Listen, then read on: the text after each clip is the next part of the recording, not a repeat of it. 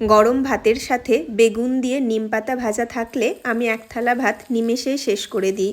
আজ বানাবো বেগুন দিয়ে নিমপাতা ভাজা, তার জন্য আমরা চলে গেছি নিমপাতা ভাঙতে।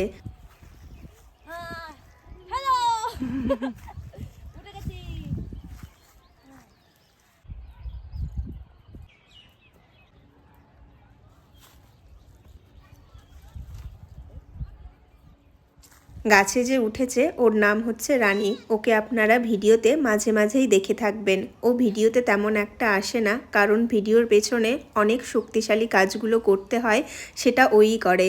দেখ আসতে নাম। দেখুন কত সুন্দর কচি কচি নিম পাতা ও পেরেছে। নিম পাতা আর বেগুন নিয়ে নিয়েছি, কচি নিম পাতা বেছে বেছে নিয়ে নেব।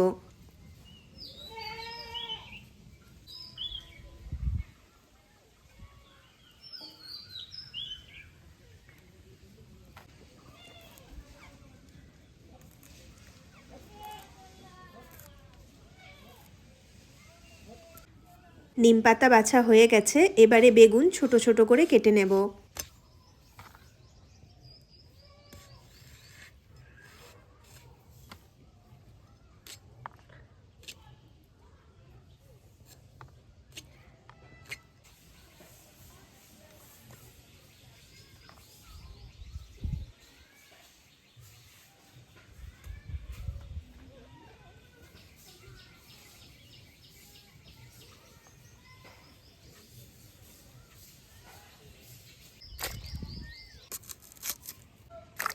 পেঁয়াজ ছাড়াও নিম পাতা ভালো লাগে, কিন্তু পেঁয়াজ দিলে নিম পাতা বেশি ভালো লাগে খেতে।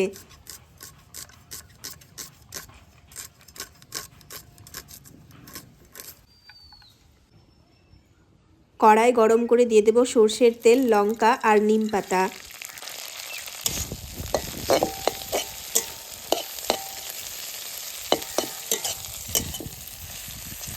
নিম পাতা 5 মিনিট ভেজে দিয়ে দেব বেগুন।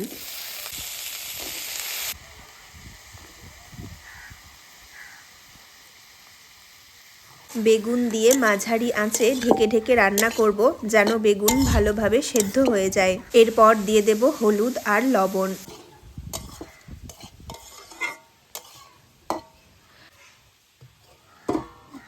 বেগুন দিয়ে ঢেকে ঢেকে 6 থেকে 7 মিনিট রান্না করার পর দিয়ে দেব পেঁয়াজ।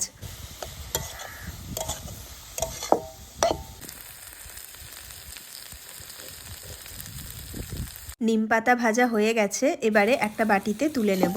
অনেকেই কিন্তু নিম পাতা খেতে পছন্দ করে না, এমনকি তেতো জিনিস থেকে দূরেই থাকে। আমিও ছোটবেলা থেকেই তেতো জিনিস থেকে দূরে থাকতাম, কিন্তু মা একরকম জোর করেই তেতো জিনিস খাওয়াতো। প্রথম প্রথম আমিও খেতাম না, কিন্তু কয়েকবার জোর করে খাওয়ার পর এখন বেশ ভালো লাগে। ভিডিওটি কেমন লাগলো অবশ্যই জানাবেন।